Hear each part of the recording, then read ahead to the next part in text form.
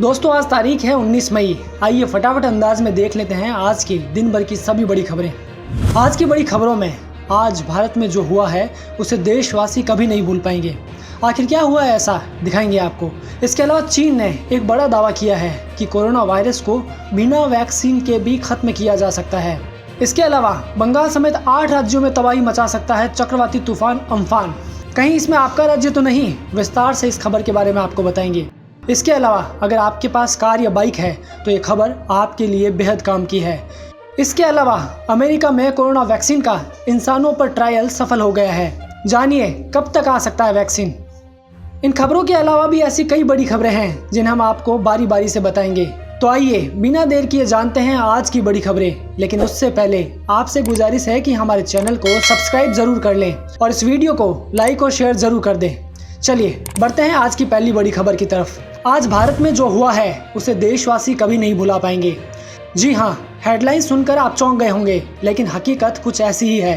दरअसल भारत में कोरोना संक्रमितों के आंकड़े तेजी से बढ़ते ही जा रहे हैं। आज तो कोरोना ने कहर ही ढा दिया, क्योंकि आज देश में कोरोना संक्रमितों की संख्या 1 लाख पार कर गई है।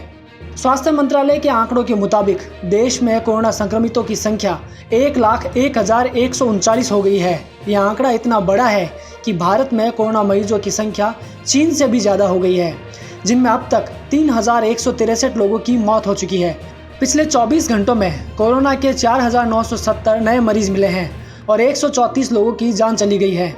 वहीं राहत की बात यह है कि 39,174 मरीज कोरोना को मात देने में कामयाब हुए हैं। रिकवरी रेट भी सुधरकर 38.73% पर पहुंच गया है। आइए रुक करते हैं दूसरी बड़ी खबर की ओर। चीन की लैब का बड़ा दावा, बिना वैक्सीन के भी खत्म हो सकता है कोरोना। चीन से फैले कोरोना वायरस ने पूरी दुनिया में तबाही मचा रखी है, लेकिन अब तक इसकी ना तो कोई वैक्सीन सामने आई है और ना ही कोई इलाज।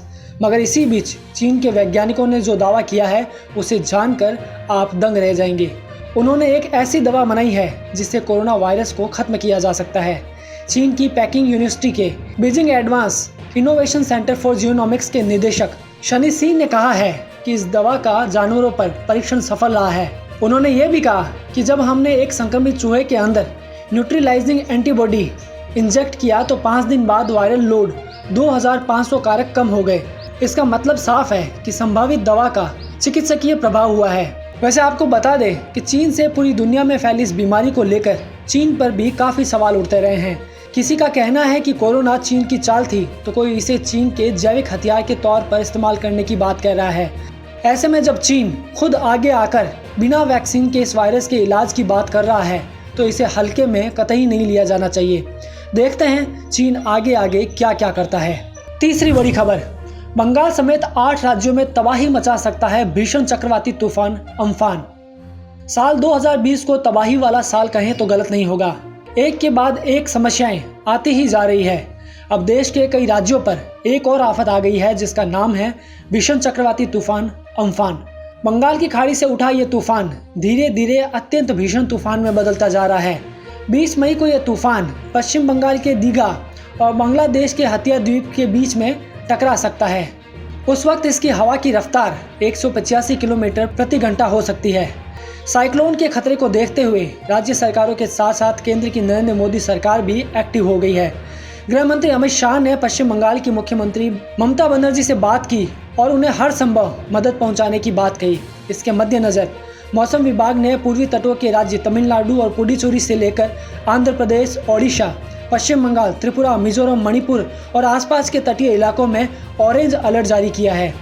वहीं ओडिशा के तटीय जिले हाई अलर्ट पर है। 20 मई को यह पश्चिम बंगाल, ओडिशा और बांग्लादेश के तटों से टकराएगा। तब इसकी हवा की रफ्तार करीब 155 से 165 किलोमीटर प्रति घंटा होगी। तूफान की ऐसी तीव्रता के कारण भारी नुकसान होने की संभावना है। चलिए जानते हैं चौथी बड़ी खबर। अगर आपके पास कार या बाइक है तो ये खबर आपको जरूर देखनी चाहिए। 18 मई से देशव्यापी लॉकडाउन का चौथा चरण शुरू हो गया है। अब केंद्र सरकार ने व्यक्तिगत और सार्वजनिक परिवहन वाहनों के इस्तेमाल पर लागू कई प्रतिबंधों को हटाने का ऐलान किया है। गृह मंत्रालय ने नए दिशा निर्देश जारी किए हैं जो अब निजी यात्री वाहनों के साथ साथ बसों को एक राज्य से दूसरे राज्यों में जाने की अनुमति देते हैं। खास बात यह है कि यह महत्वपूर्ण छूट तीनों जोन रेड, ऑरेंज और ग्रीन में मान्य होंगे। हालांकि ये नियम देश में कहीं भी कंटेनमेंट जोन क्षेत्रों में रहने वाले लोगों पर लागू नहीं होंगे।